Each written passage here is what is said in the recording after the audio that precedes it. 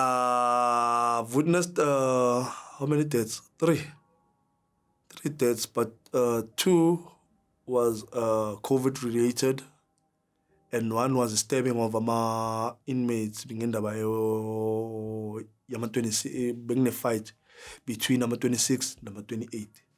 So a fight broke up out see lentolena kudlalwa ibhola siguruguru kwaba up and down show ukuthi an incident happened between one of the 28 and one of the 26. Eyiwani show ukuthi utshontshe iphone kwenye section weza wazoyidayisela amajita ngapha just to find ukuthi labantu njobe beswa ngale baza ngapha uzodayisela ama-26 iphone and labo bangale sebereportile ukuthi mangafika iphone eso nifike niyithathe ngapha yebo lonto leyo bafika ngapha amajita ayibona le phone afika iphamule le phone entanga le phone ifone ngasibanibani le ayujita agoloza that there's no such thing ayisuke lapho sikuyaqala ke manje sikuyaliwa kishilana imibese khona lapho find ukuthi indoda abantu bayalwa laphayana enye into engasukumi phansi agcina ijele kwamele ukuthi livalwe lavalwe ijele le day yazi masithi sarelaxile find ukuthi kunomjito ogwazekile kuyo la incident washona njobe kuliwa laphayana njoba kuliwa kanjalo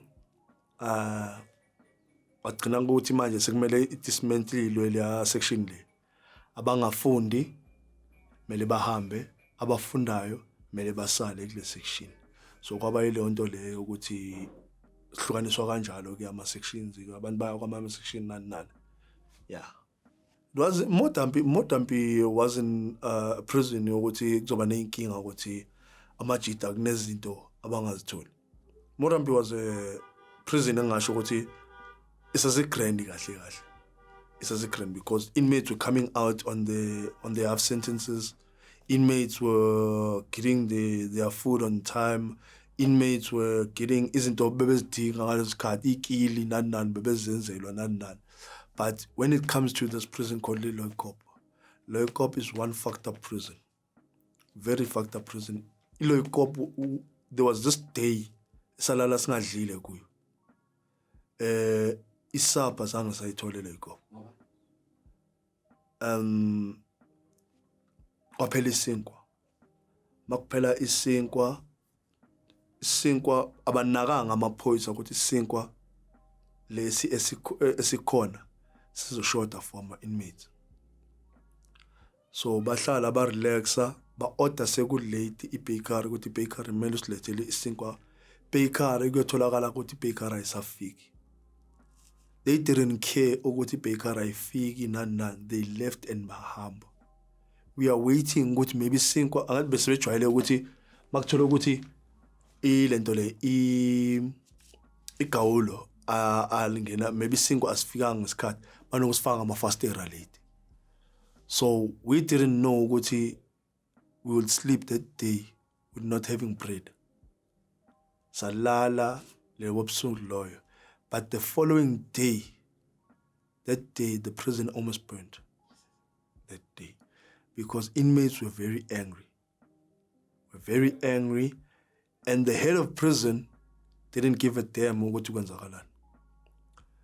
We asked for ukuthi eze umphathi wakuphi wasekitchen azochazela ukuthi kanjani silala singadli. And into ebuhlungu eyenzeka laphayana ukuthi there are certain people like angathi iprison inama laphayana kunama blocks awu4 kune A, B, C and D. I-C section it's a school section. The other sections ama sections okuhlala nje noma kanjani khona. Yeah. Then SC kuna certain portion yabantu abageleza ilento le like abo university abo tema into ezinjengalezo. So the others are people that are learning like from level 1 to matric into ezinjengalezo. So abanye bathini la benza ama civil engineering into ezinjengale. So the people that were doing ilento le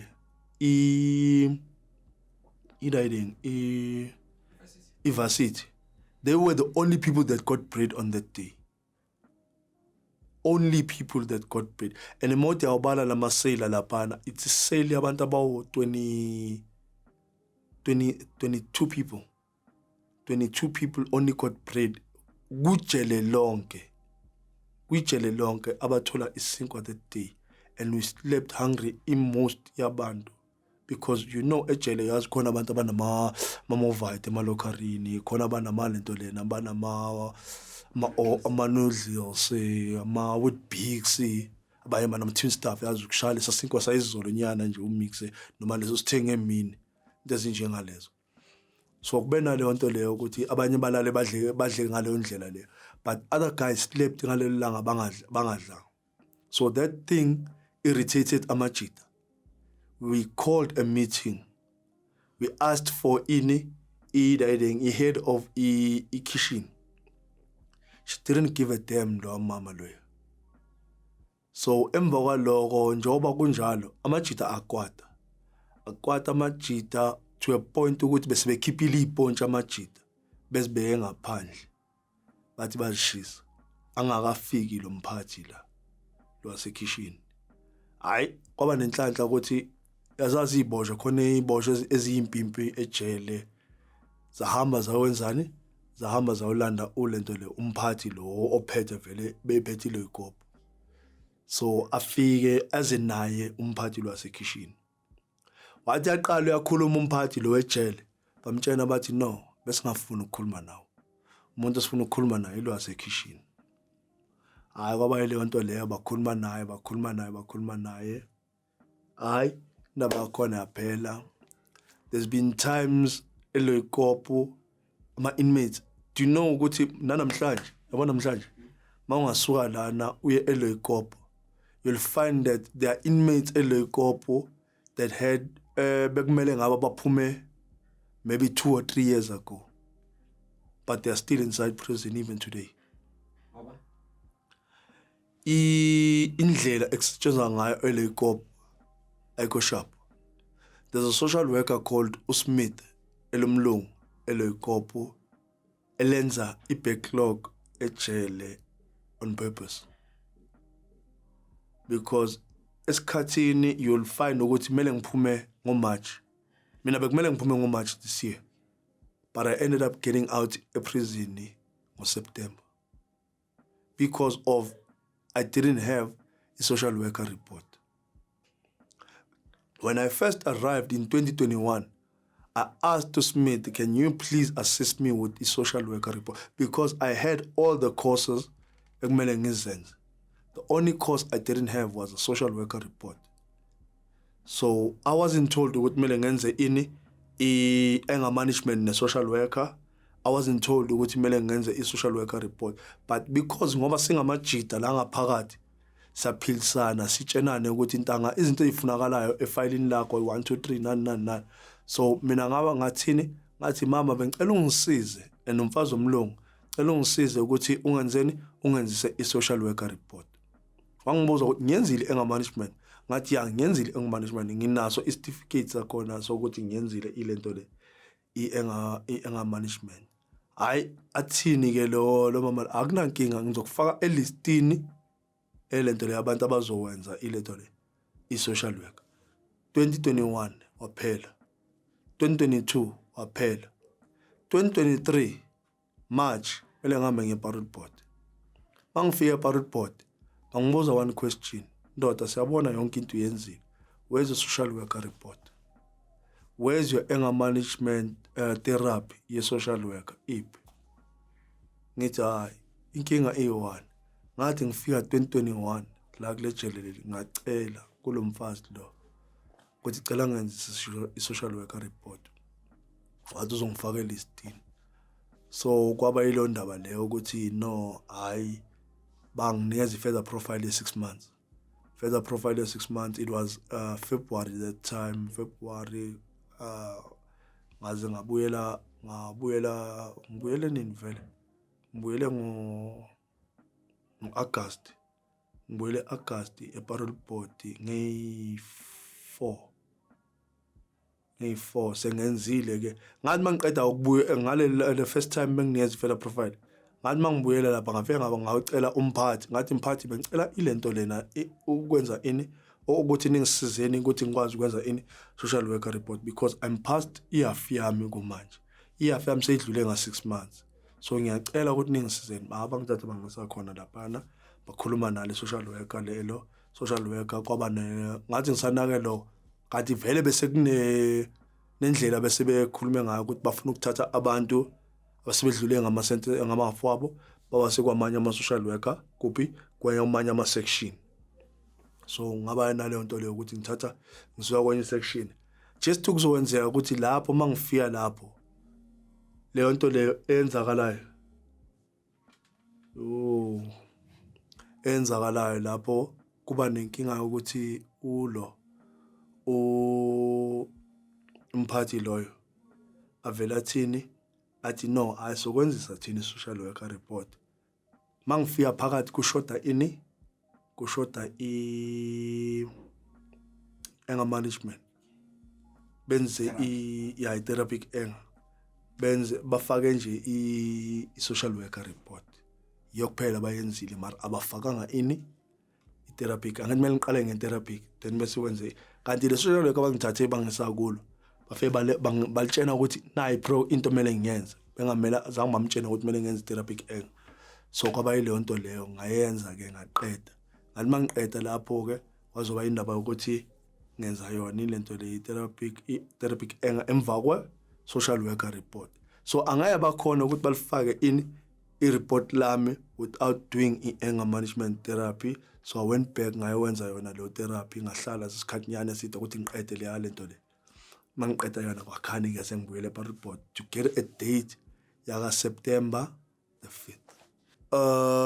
I can say this thing ukuthi ididing into mawufuna ukuthi uyenza ngoba uyithanda ngathi yenza ngoba uyithanda ama groups makuumuntu ongafuni ukuthi kube into akayimamelayo kube into nje ukuthi hayi no ngiyadlulisa isikhathi ngifuna ukuthi baqede ngalento le people just go there because ngoba bafuna ukwenzela ukuthi bakwazi ukuphuma ngathi I can say that most of the time but when you get there you'll find ukuthi kunezinto ezikufundisayo ukuthi ube umuntu otshintshile ama groups lawo kwabanye abantu ayasebenza kwabanye abantu awasebenzi you'll find someone that doesn't want to change kula ma group lawo eswenza like abo anger management changing lane abo new beginning ama courses anjengalawo you'll find people laphayana abenza njani abayela nje ukuthi bayoqeda nje ukuthi ngoba ngifuna ukuphuma ngingaphandle and you'll find like abantu abanjengathi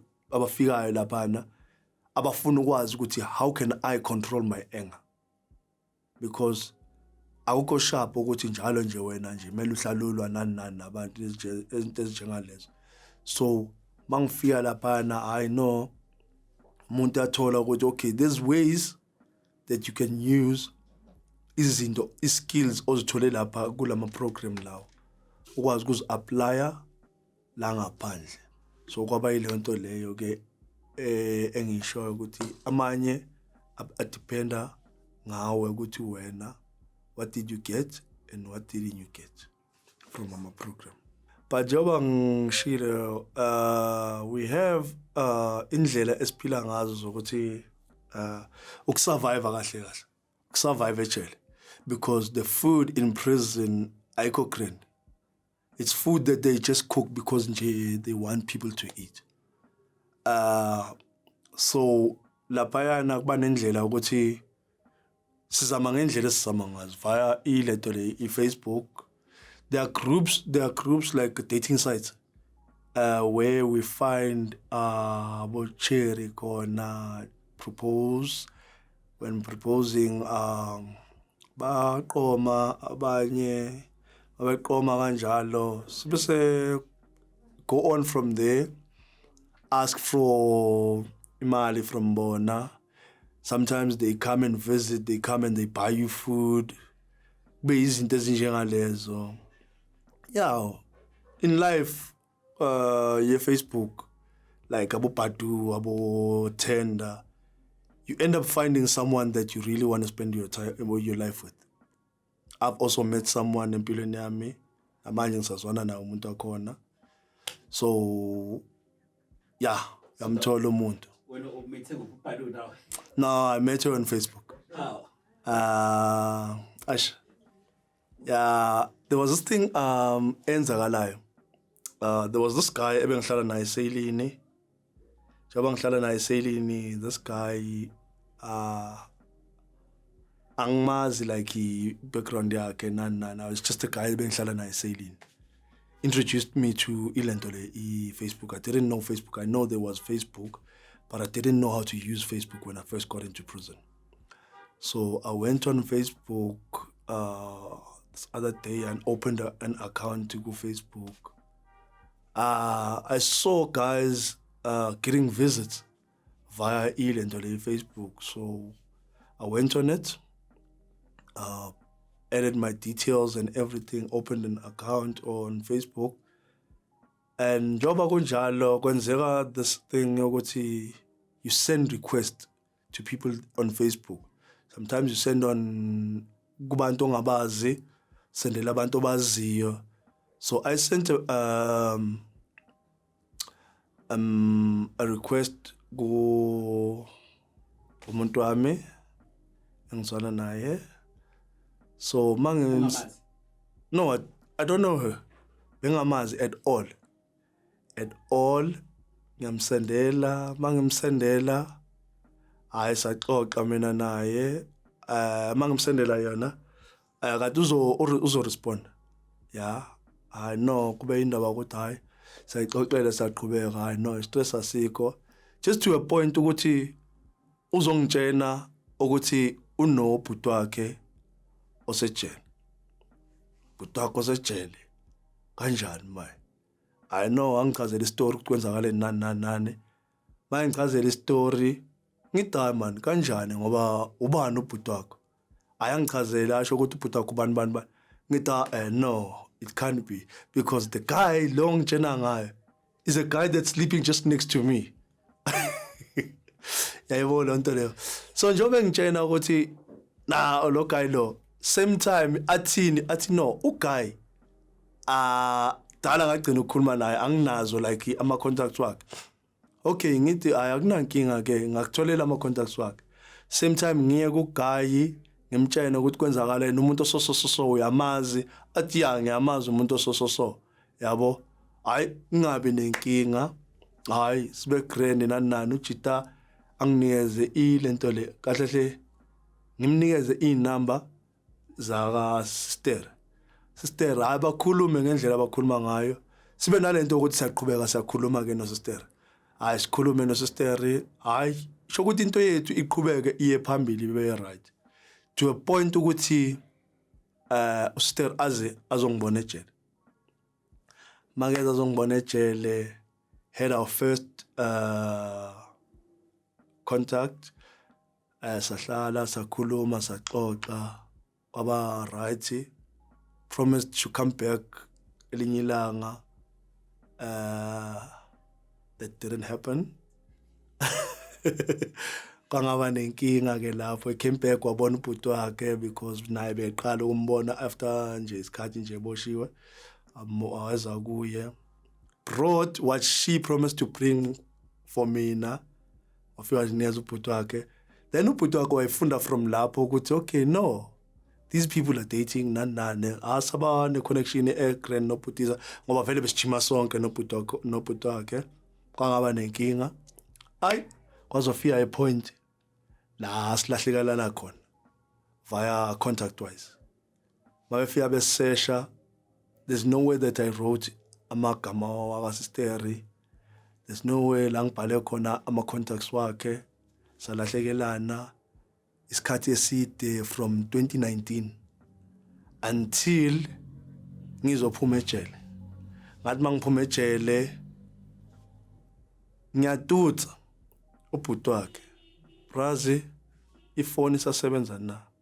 Mangithi ifoni iya lento liyangena ku WhatsApp. Mayingena ku WhatsApp ebrazi hayi man. Umuntu osososo usatholakala.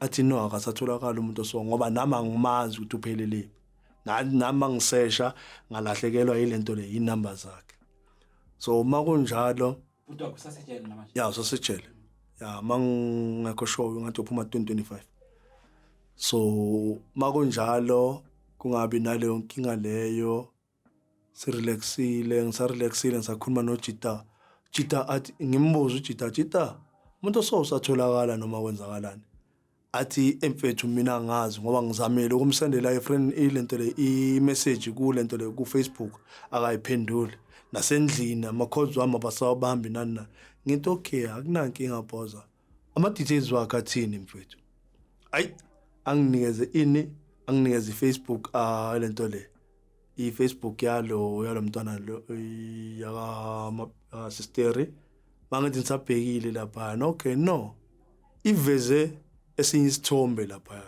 ngithi hayi man yiyo le I know ngingene kuwe mangabe ngiyibheka via iaccount yami mangibheka lapha kuyo ayi isithombe lesimane hayi iveza nje into yamazipho lapha nangingalandeleli yabo ayi mangithi ngena ngaphakathi just ukuzothola isithombe sakhe lapha phakathi kwelento le yabo ya iprofile angithumela uhi mangithumela kahle mangibulisa ngithi hello beautiful ayi yazi a responde ngendlela yokuthi yabona umuntu ojabulile responde ngokuthi kube ne-emoji nyana nje la esayidini ayi angabe nenkinga yabona inhliziyo ikhuleka ukuthi yasinomuntu lona uzoba respond angabe ne-stress yokuthi be sharp hayi sixoxe qhubeke la sigcine khona to a point ukuthi we finally ukuthi we meet again. But now we're meeting outside.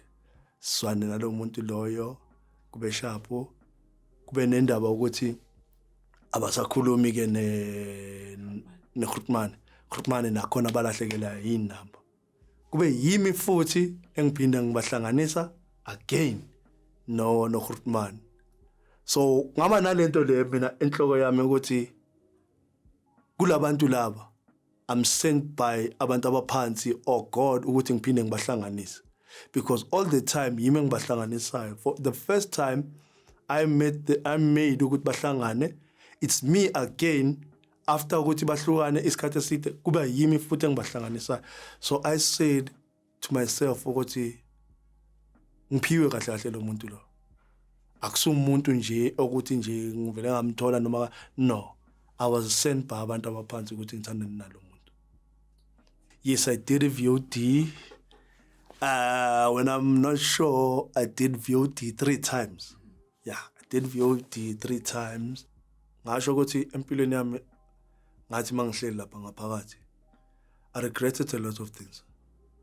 I blamed a lot of people.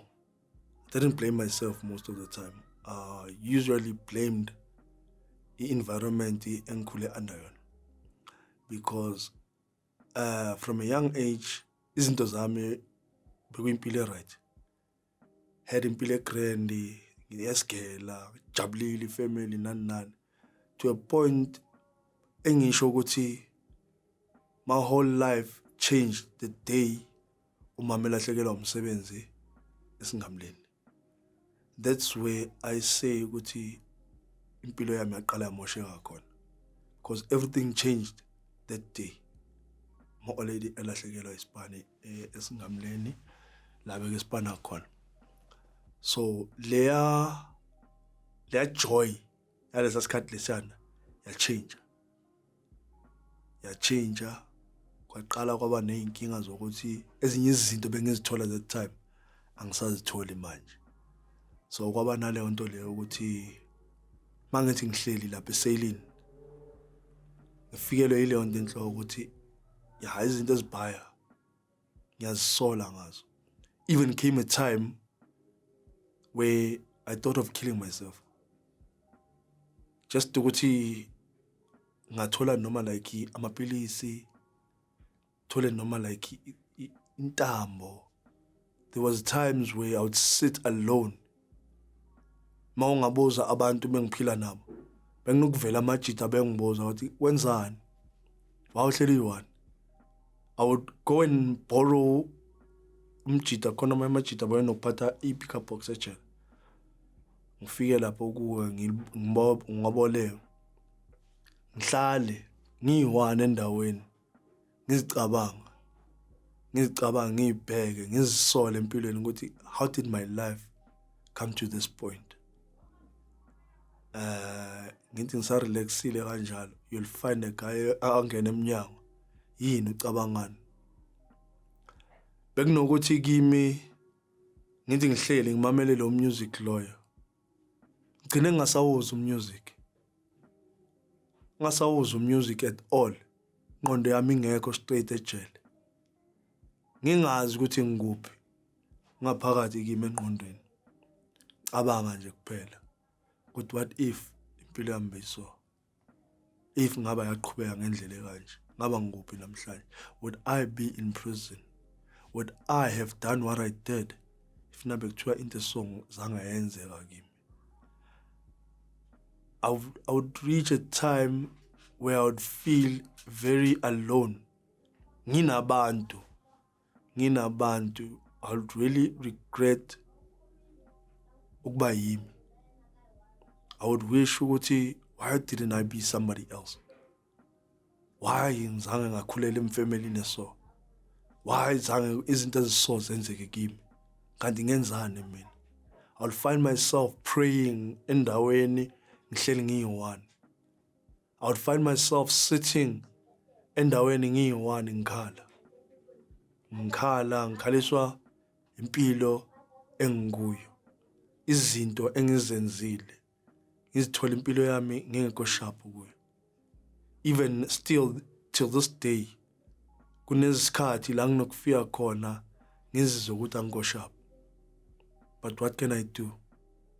Ayikho into engingayenza. I try with all means zama ukuchange impilo yami, but I don't go anywhere. Mara impilo azi kunzima kuleyo nto leyo because I've got a plan yokuleto lena kahle kahle.